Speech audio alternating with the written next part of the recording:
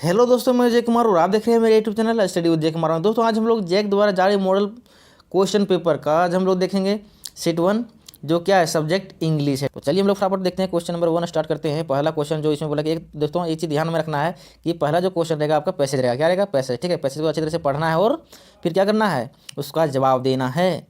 तो चलिए अभी तक मेरे चैनल को सब्सक्राइब नहीं किया तो प्लीज़ चैनल को सब्सक्राइब करना। बाकी बचे हुए जो सेट है उस सभी सेट क्या मिलेगा आपको तो नोटिफिकेशन के रूप में मिलते जाएगा। तो पहला जो हम लोग इस पैसेज को पढ़ते हैं, पैसेज को अच्छी तरह से केयरफुली पढ़ना है और पढ़ के ही आंसर देना है। तो फिर आपको क्या करना पड़ेगा, हर क्वेश्चन के लिए आंसर के लिए आपको क्या करना पड़ेगा, अब पढ़ करके आंसर देना पड़ेगा। चलिए एक बार पढ़ लेते हैं बढ़िया अच्छे तरीके से। अब बोला कि हाफिज कॉन्ट्रैक्टर, हाफिज एक कॉन्ट्रैक्टर था। उसका जन्म कब हुआ था? 1950 ईस्वी में। और ही डिड हिज ग्रेजुएट, वह ग्रेजुएट का वो डिप्लोमा कहाँ किया था? आर्किटेक्चर में कंप्लीट किया था। और कहाँ से? मुंबई से किया था 1975 ईस्वी में। ठीक है। और he completed his graduation from Columbia University New York से किया था। ठीक है, ऑन टाटा स्कॉलरशिप। और उसके बाद बोलता है कि हाफिज जो है कॉन्ट्रैक्टर कॉमेंस्ड, मतलब क्या ऐलान किया, his career with T Ghareghat as a apprentice architect. ठीक है। एंड उसके बाद बोलता है 1977 और ही बिकेम हिज एसोसिएट पार्टनर, एक पार्टनर के रूप में एसोसिएट हुआ सेम फर्म, उसी फर्म में। ठीक है, उसी की तरफ हमें बिटवीन 1977 एंड 1980 में हाफिज हैज विजिटिंग फैकल्टी। वो क्या करेगा, फैकल्टी में विजिटिंग कर रहा है। कहाँ पर? उस फैकल्टी कहाँ है? एकेडमी ऑफ आर्किटेक्चर मुंबई में। ठीक है, एक एकेडमिक था, वहाँ पर वह विजिट किया था। देखते हैं इसके बाद क्या है। इतने ही पैराग्राफ, छोटा पैराग्राफ था इसके। अच्छा एक और है पैराग्राफ इधर है।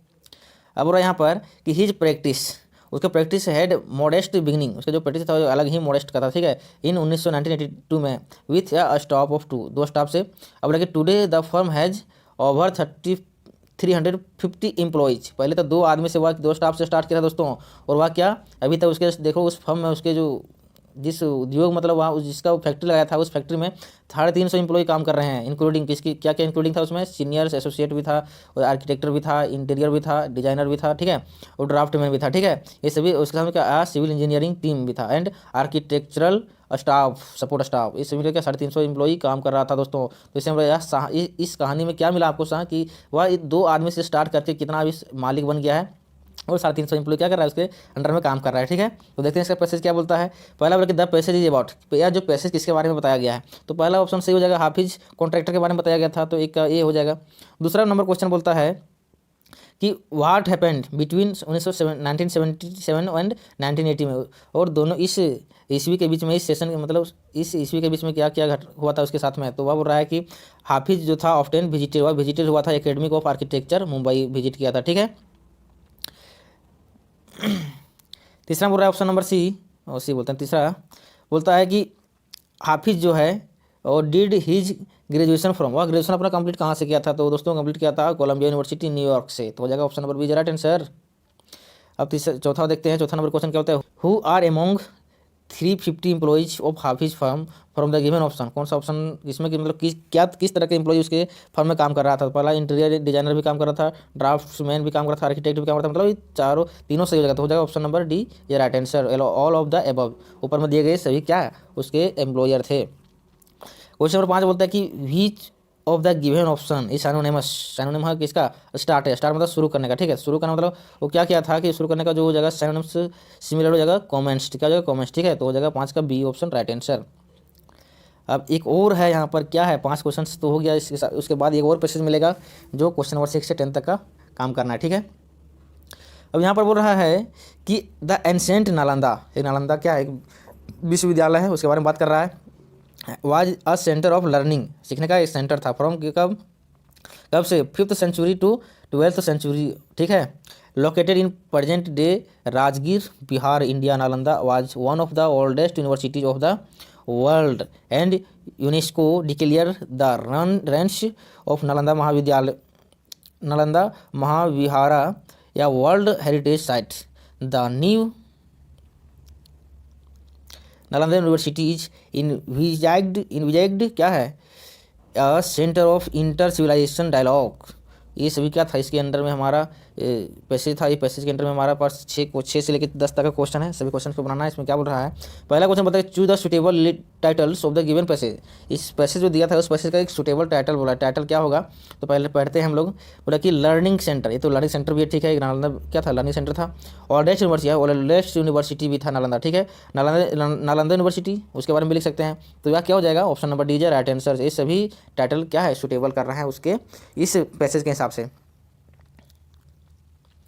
क्वेश्चन नंबर 7 बोलता है कि ancient Nalanda was known for, जो प्राचीन नालंदा था वह किस रूप में जाना जाता था, ठीक है। वह एजुकेशन रूप में, किस में, एजुकेशन के रूप में, ठीक है। तो हो जाएगा 7 का ये हो जाएगा। 8 में क्या बोल रहा है जी, अब इसमें बोलता है कि new Nalanda university is important because, या इम्पोर्टेंट क्या क्यों था, बिकॉज कि इट इज इमेजिन क्या था, a centre of inter civilisation dialogue का था, ठीक है। तो ऑप्शन हो जाएगा 8 का ये हो जाएगा। आपको सभी मिल जाएगा आपके पैसेज में। तो 9 में अब देखते हैं। 9 में बोल रहा है कि साइनोनिम्स ऑफ डिक्लेयर्ड। डिक्लेयर्ड का साइनोनिम्स क्या होता है, वो उसको अनाउंस भी कहते हैं, क्या कहते हैं, अनाउंस भी होता है, ठीक है। तो 9 का हो जाएगा डी ऑप्शन सही आंसर। अब 10 में देखते हैं लास्ट क्वेश्चन इसका पैसेज का। तो बोलता है Rajgir Bihar India is famous for. Rajgir Bihar India किस चीज़ में फेमस है, तो वह क्या है, world oldest university, Reigns of Nalanda महाविद्यालय, तीसरा हेरिटेज, चौथा नंबर देखते हैं ऑप्शन नंबर डी क्या है, ऑल ऑफ दी अबव। ये सभी के लिए क्या है, फेमस था। यूनिवर्सिटी में भी फेमस है, नालंदा महाविद्यालय, इस हेरिटेज साइट, ये सभी क्या था, यूनेस्को ने दिया था हेरिटेज साइट। तो हो जाएगा डी ऑप्शन सही हो जाएगा। अब एक आ गया है क्या, एप्लीकेशन। उस एप्लीकेशन को देखते हैं हम लोग, क्या है, लेटर है। लेटर में देखते हैं कि क्या बोल रहा है। लेटर बोला कि एज्यूम, मान लो कि तुम क्या हो, एक सुमन या सुनील हो। Write a letter to your friends, एक फ्रेंड्स के को लिखना है। किरण, उसका नाम क्या है, किरण और करण, यही क्या करना है, यही नाम का यूज करना है आपको, ठीक है। कॉन्ग्रेचुलेटिंग हर या हिम ऑन हर या his success, complete the informal letter by choosing suitable given option. 11 से लेकर 15 तक हमको भरना है खर्चा, ठीक है। तो क्या करना है, लेटर में देखते हैं लेटर में क्या क्या भरा है। तो पहले स्टार्ट किससे करते हैं दोस्तों, तो 11 में क्या हो जाएगा, 11 में यहाँ पर देखो सबका ऑप्शन नीचे दिया हुआ है, उस ऑप्शन को देख करके यहाँ पर क्या करना है, भरना है। 11 नंबर देखो यहाँ पर क्या बोल रहा है कि सबसे स्टार्ट हम लोग किससे करते हैं, तो स्टार्ट करते हैं डियर। देखो यहाँ पर डियर यहाँ भी है, लेकिन हम लोग बड़ा लेटर से स्टार्ट करते हैं ना, डियर किरण या करण, ठीक है। तो हो जाएगा 11 का बी ऑप्शन सही हो जाएगा। अब 12 में देखते हैं, बोल रहा है कि अब उसके बाद 12 नंबर जो ऑप्शन यहाँ पर है, आई सॉ योर नेम। अब हम लोग वो बोल रहा है कि मैं आपका नाम देखा, कहाँ पर देखा, फर्स्ट एडवाइजर्स, अच्छा फर्स्ट डिविजन्स ना, फर्स्ट डिविजनर्स में। तो कहाँ पर फर्स्ट डिविजनर्स में, देखो यहाँ पर डिविजनर्स देखा ना, उसे लिस्ट में क्या सबसे ऊपर में देखा, तो उसको हम लोग यहाँ पर किस सुटेबल वर्ड 12 में प्रयोग करेंगे, तो हो जाएगा एमंग हो जाएगा, क्या हो जाएगा, एमंग में आपके क्या सबसे ऊपर में ही लिस्ट में देखा, ठीक है, फर्स्ट डिवीजन का। 13 में क्या बोल रहा है, 13 में सक्सेस, उसका क्या सक्सेस के बारे में होता था, तो ऑप्शन नंबर ये सही हो जाएगा। 13 में आपसे सक्सेस भरना है। 14 में क्या हो जाएगा, ये क्या स्पेलिंग बोल रहा है कि वो रिप जो है वो रिप कैसा, किस तरह का रिप, क्या स्पेलिंग होना चाहिए, REAP, ठीक है। देखो 14 का हो जाएगा डी ऑप्शन सी हो जाएगा। 15 बोलता है कि लास्ट में आपको क्या बोलना है फ्रेंड को, तो बोलना है कि 15 में सी हो जाएगा, C answer, your loving friend, आपका प्यारा दोस्त, ठीक है। 15 का हो जाएगा सी। अब 16 में देखते हैं क्या बोलता है। अब इसमें फिर ना बोलेंगे suitable verb from the given option, option जो दिया है उसी में सुटेबल जो वर्ब का प्रयोग होगा इस सेंटेंस में उसी को भरना है, ठीक है।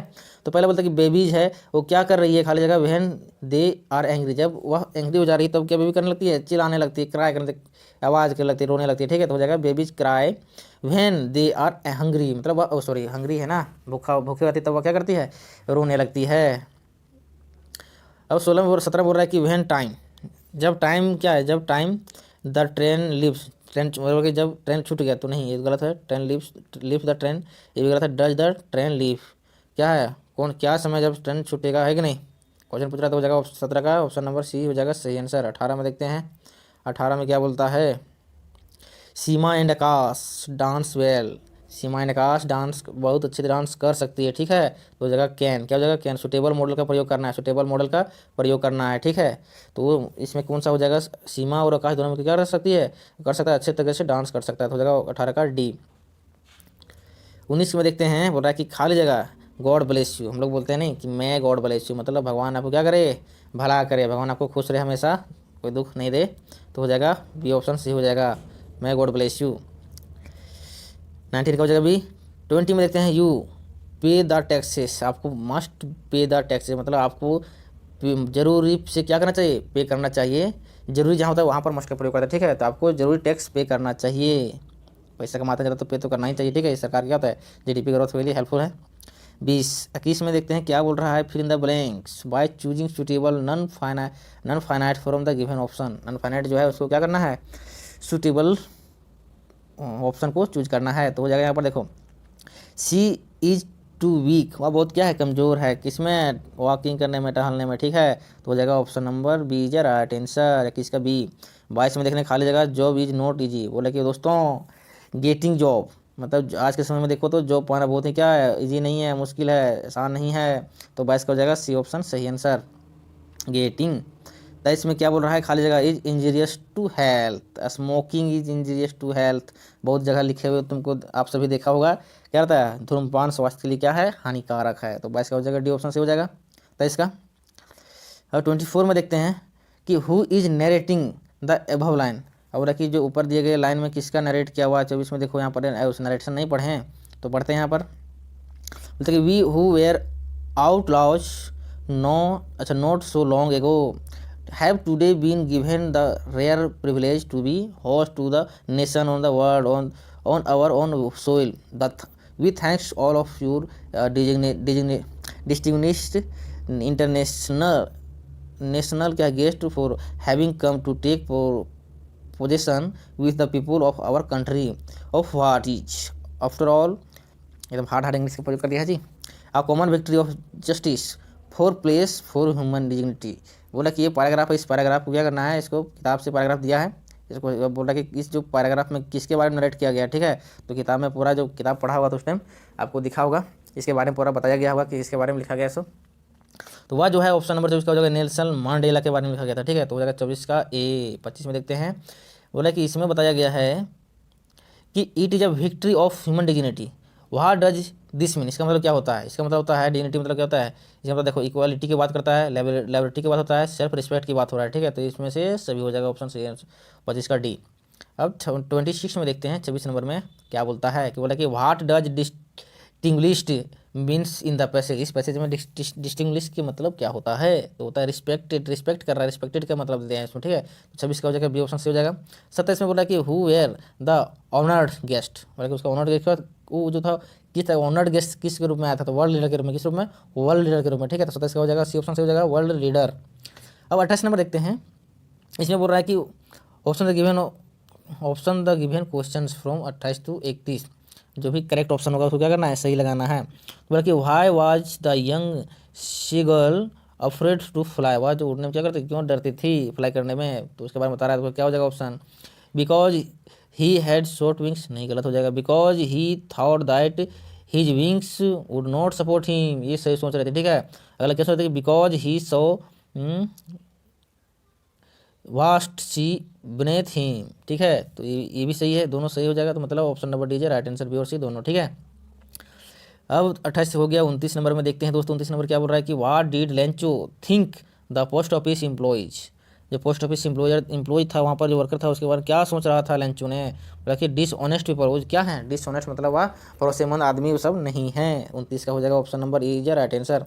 30 में बोल रहा है कि हु वाज एन जो था कौन था बेस्ट फ्रेंड, एन का कौन, अच्छा एन का बेस्ट फ्रेंड कौन था, तो वो कौन कौन था, मिस्टर केसिंग गलत, ये हो किटी, कौन था किटी, ठीक है।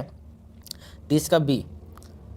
अब 31 में देखते हैं, 31 में कौन है, क्या क्वेश्चन है, which of the given poem, दिया गया पोएम में is written by poet Robert Frost, Robert Frost के द्वारा कौन सा पोएम लिखा गया था दोस्तों, तो एनिमल नहीं, सबसे सुटेबल आंसर है फायर एंड आइस, आग और क्या बर्फ के बारे में लिखा था, वो लिखा था कौन, रॉबर्ट फ्रॉस्ट के बारे में, फ्रॉस्ट के द्वारा लिखा गया था, ठीक है, फायर एंड आइस।